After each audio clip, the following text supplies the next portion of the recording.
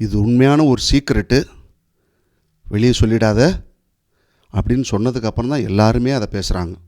எல்லார்ட்டையும் அதை தகவல் பகிர்ந்துக்கிட்டுங்கிறாங்க. சீக்ரெட்டுன்னு ஒன்று இருக்குது, ப்ரைவசின்னு ஒன்று இருக்குது. அதை கொஞ்சம் பார்த்துக்கணும்.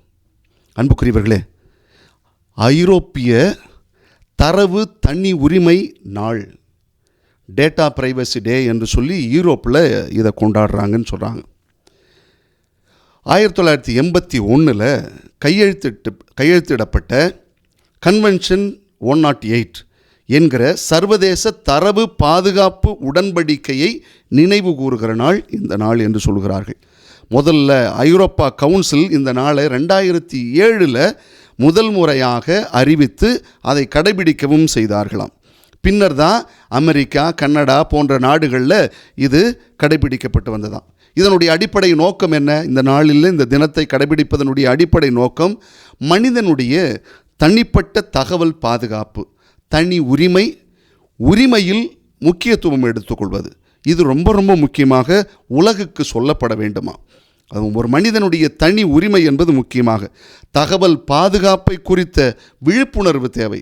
ஒரு தகவல் ஒன்று இருக்கிறது என்றால் அதை பாதுகாப்போடு செய்ய வேண்டும் அப்படின்னு சொல்லுவாங்க இல்லையா? அது மாதிரி தகவலை முறையாக பாதுகாப்பாக சமூக ஊடகங்களின் வழியாக, இன்றைக்கெல்லாம் டிஜிட்டல் வேர்ல்டுன்னு வந்துடுச்சு இல்லையா?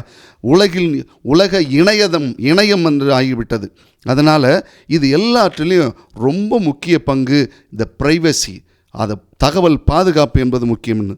தரவு பாதுகாப்பானதாக இருக்க வேண்டும், நடைமுறையிலே அதன் பாதுகாப்பு பின்பற்றப்பட வேண்டும் என்று சொல்கிறார்கள். நீங்கள் ஒரு ஜோக்கு பார்த்துருப்பீங்க, இந்த ஒரு படத்தில் வடிவேலும் அர்ஜுனும் சொல்லி பேசிக்கிற டயலாக் இருக்கும்.